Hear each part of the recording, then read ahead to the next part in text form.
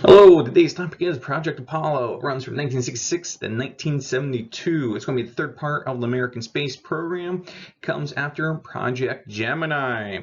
So what is the entire goal? Well, we need to achieve JFK, John F. Kennedy's goal of getting to the moon. Now, we do add an additional part of getting him back safely. We just don't want to leave a person there on the moon. That's not good. That's not going to be good for publicity either.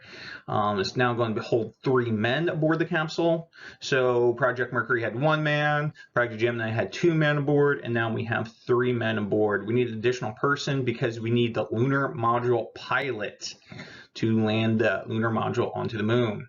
So we'll have a commander, a command module pilot, and then a lunar module pilot.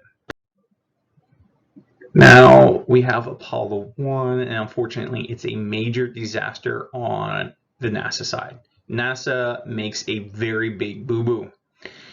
So we'll start looking at what their boo-boo was. Well, we can see the consequence first. We have 3 astronauts dying aboard a training mission. This was not launched into space. This was a training mission to launch into space.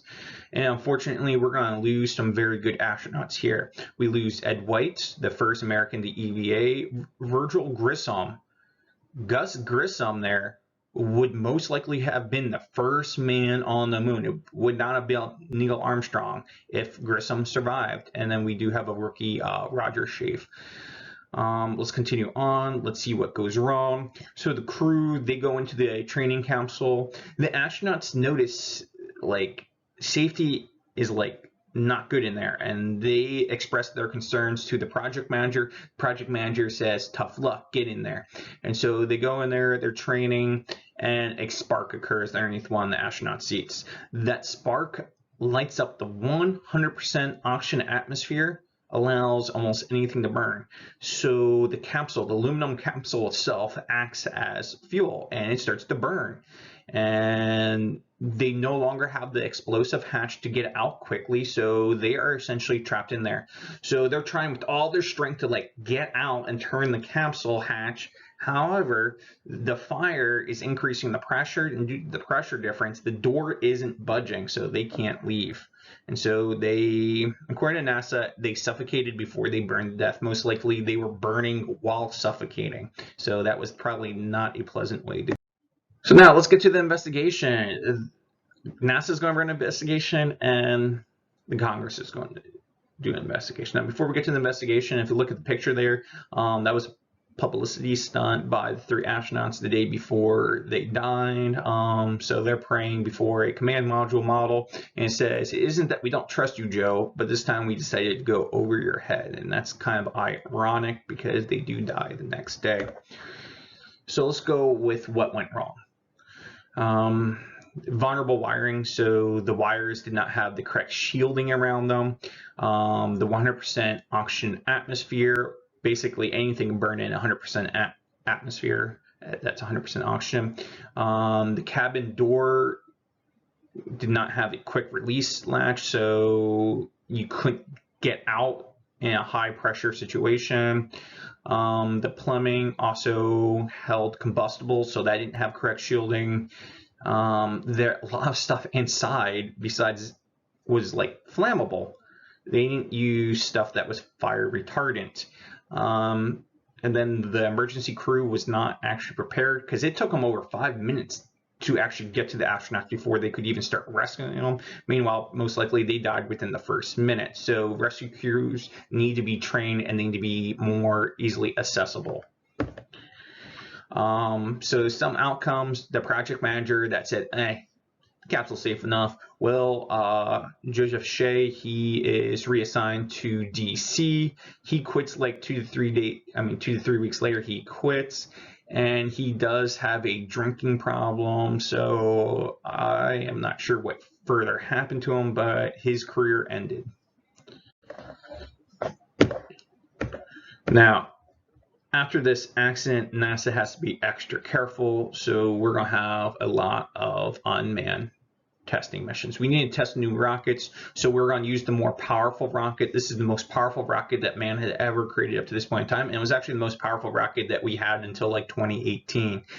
It's called the Saturn V rocket. So we have the Saturn IB, which is the smaller rocket, costing about $333 million. And then we have the Saturn V rocket, which costs up to about $1.2 billion in like 1960 money. So that's very, very expensive. These rockets cost about 3 to 5% of the gross domestic product of the United States back in the 1960s. So these are very, very expensive rockets. And so Apollo missions 2 through 5 test the smaller rocket, Saturn IB, and then Apollo 6 tests the really big bad boy, the Saturn V rocket. Additional thing that was tested aboard Apollo 5 on Saturn IB was the lunar module. And something interesting about the lunar module, because it's so lightweight, down here on the ground, if you would drop a screwdriver, it would literally go through the floor. But up in space without gravity, it's a little bit more okay, but you don't want to accidentally put your fist through the wall, because outside the wall would be outer space and you would all die. So let's go to the first manned mission. The first manned mission for Apollo now will actually be Apollo 7. Apollo 7 will also have the first live television broadcast. And so they're going to test the command module and lunar module above the Earth's surface for 11 days. Why are we testing above the Earth, not going straight to the moon? Well, if something goes wrong, they can easily, quickly come back to Earth. Mission success. Apollo 8 now. Apollo 8 has some famous photo. The famous photo is Earthrise in the bottom left corner there. They went around for a couple times, and on like their third orbit around the moon, they're like, this is so beautiful. They took a picture of the Earth. Instead of being like the moon rising above the horizon, it's Earth coming above the horizon. They were going to fly aboard the Saturn V rocket to get out to the moon. And if you look, essentially the orbit, the path to the moon, it forms like a figure 8-like pattern. Apollo 9 now will be doing one more major test of the lunar module. Instead of just being inside the lunar module, they're actually going to undock, fly around, and then redock with the command module. And once again, we're going to do this above the Earth's surface, because if something goes wrong, it's easier to return to the Earth. And finally, we get to the next mission. We have Apollo 10. Apollo 10 is considered the dress rehearsal. They are not going to land on the moon, but they're going to get very close to the lunar surface. They're going to take the most accurate pictures of the lunar surface, and then the NASA scientists can analyze those photos. During this dress rehearsal, the scientists, they're no dummies. They know these men might actually try to land on the moon's surface. So the NASA scientists, they shortchange the fuel. They tell the astronauts, if you land on the moon's surface, you aren't coming home, because you won't have enough rocket fuel to come home then. So the astronauts, they have families, they don't want to leave them behind, so they follow mission orders. This is mission success, and that leads us into... Finally, we're going to have man land on the moon for the first time ever. This is Apollo 11. They land on the moon's surface July 20th, 1969. Now, NASA doesn't care which of the two astronauts actually steps on the surface for the first time. So Neil Armstrong and Buzz Aldrin had to work that out themselves.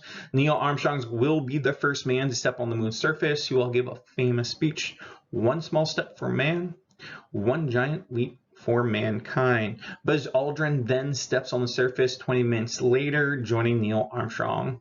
And we have a picture of Buzz Aldrin's footstep on the bottom left corner. Buzz Aldrin also salutes the American flag, and to this day he says of all the American flags on the moon, he says Apollo 11 is the best looking flag. They landed in the Sea of Tranquility, tranquil, meaning it's more safe, it's more gentle, so we're on land at a safer spot compared to other spots such as the Highlands, which will be a future Apollo mission. The command module was named Columbia, and the lunar module was the Eagle. Now, after they blast off, they will leave behind the lunar descent module. The bottom part of the lunar module will remain on the surface, while the lunar ascent module returns above the moon.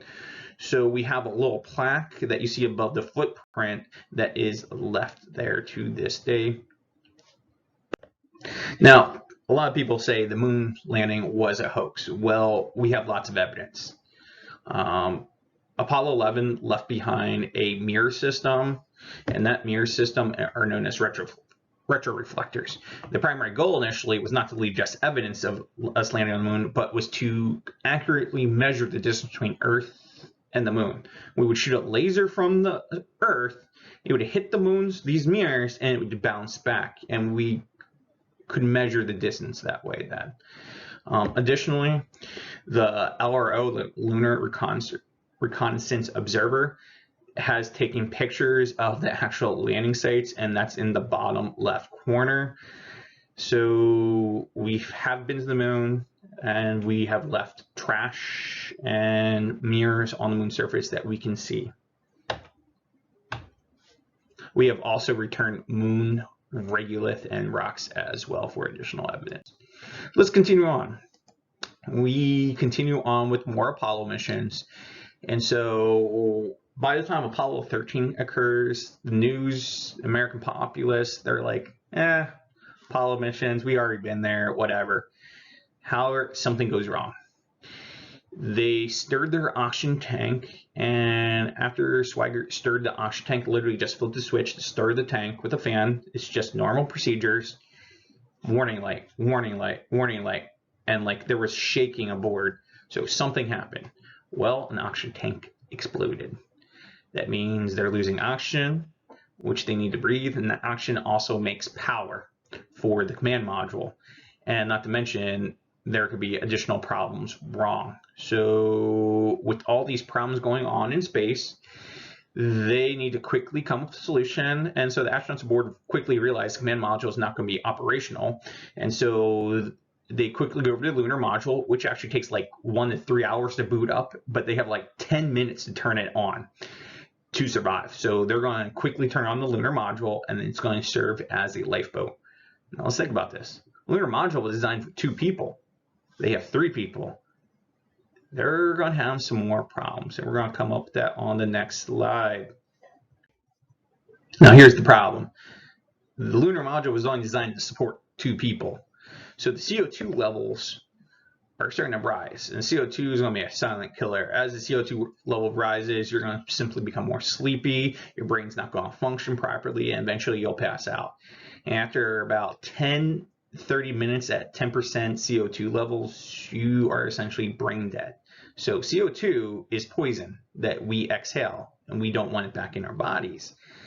So we need to somehow replace the round cartridge that's inside the lunar module, but we only have square replacements for the command module. So how are we going to make this fit? Well, the NASA scientists, they come up with a great solution. We got plastic cover, we use a paper, we use a sock and duct tape, and they come up with a solution to essentially to adapt the essentially this square into the round hole, and they quickly noticed the CO2 levels going down, so they succeeded in saving them.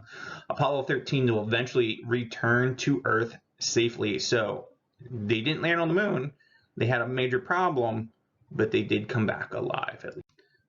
I know I'm skipping a lot of missions.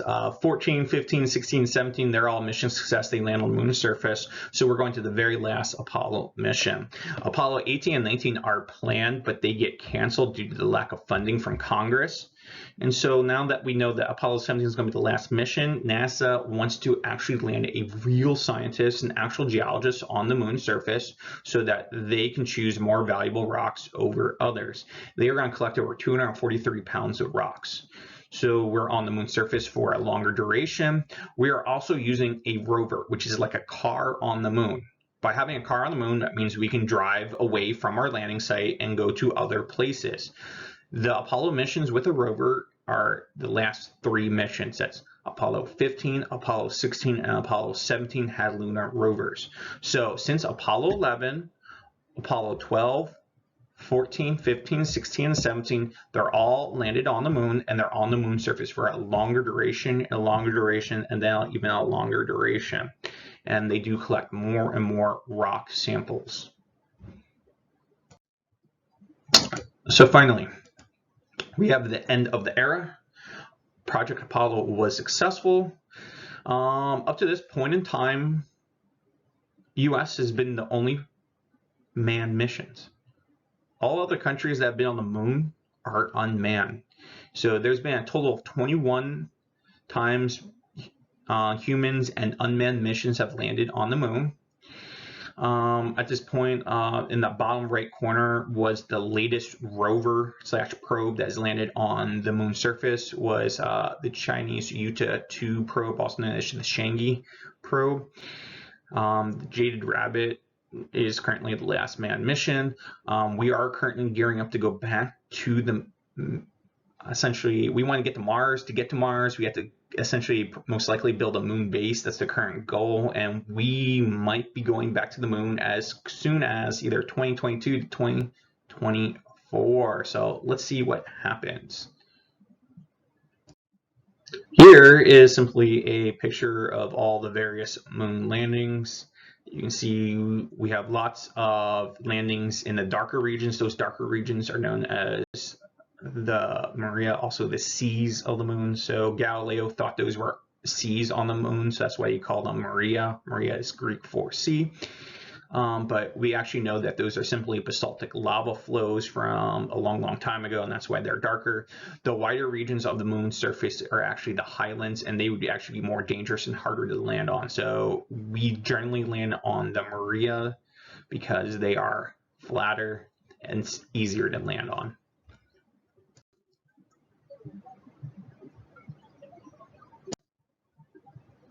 Here are some cool videos. If you want to look, you just go to YouTube, Google these video names, and you can watch them. They're great videos.